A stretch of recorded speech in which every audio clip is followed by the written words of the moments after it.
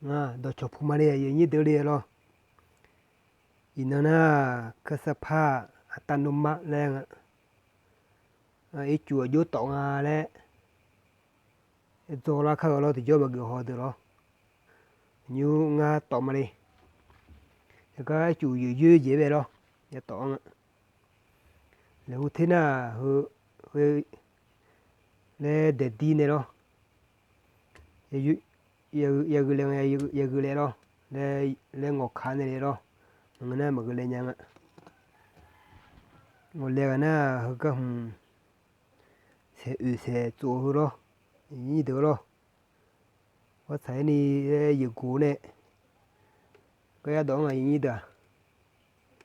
na yêu chim anh này lo yêu thư này lo sẽ lo tự gửi chim này lo như thế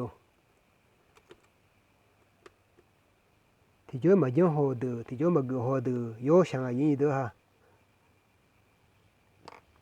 nhưng mà na yêu thư mà lo lên để khán này đó mình thấy bao lo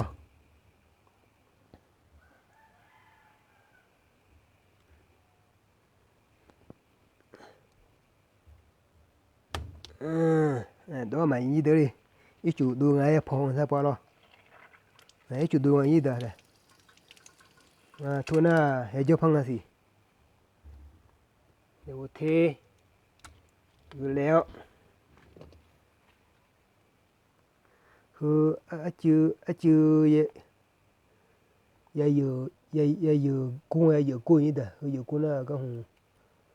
giờ nàn ấy mình nó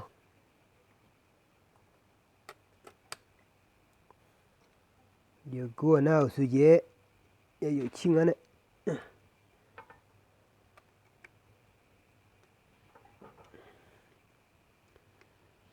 xe lô giờ thơ giờ na cái hùng giờ giá miêu như thế lo giờ đó ta po hay giờ thơ nhà giờ thơ như thế ha